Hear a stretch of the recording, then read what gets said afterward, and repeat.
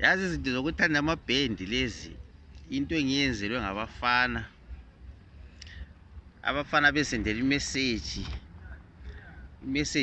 iyengena late ngeweekend, iyengena bo 5 khonapha ntambama. Bafana kwenzakalani bethi ziyakhala koBulawayo mhla ka4.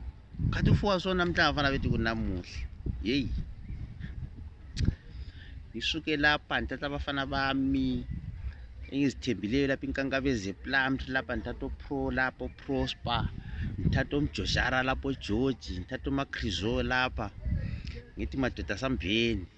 Hey, masifika koBulawayo sijayele ukuthi vele ibhendi lisepalace. Masifika epalace laphana ngizwa abafana bethi akula mcimbi la, umcimbi kwenye indawo, kwenye ivenue. Vele ivenue lana kokuqala vele awungena ungageza ithi bafana lithini. Njengoba sigqoka amaruvuruvu ethu angaka sizayenza njani? Bathi imapressa glama wathi yona leyo. Sitshaye sefika labafana bona masifika nje, yazi ngawe ufika nje uvela uhlubonti la awukwani la. Ngithi manje amadoda sigqoka amariyariya ethu la sizayenza njani? Ngithi yakhayelo kuProsper ubufitshane anyakutshela kufaka ikepesi yeZANU-PF. Ngithi yakhayela uJoji ugqoka ikalakade ejazi elithako lale phansi, kahle ngathi lapha asisakwani ke lapha totally. Mina ngigqoke lami iskipa sikaMagwaza. Ngahle ngathi ke lapha yabona ke lapha asikwani ke mhlobo ke la. Sisamira kwalapha eminyango sithi yabuza ukuthi kavele kona kungerwa imali bethi $10.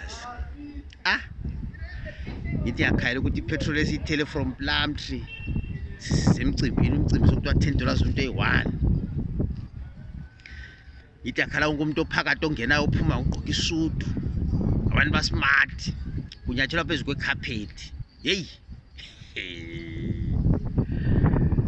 kuthatha ibhendi ngezelo okunye. Mina abafana bami lapha kasikwani ke la. Yabona into esesingayenza ke kade sibafana bami la ikuchibilika.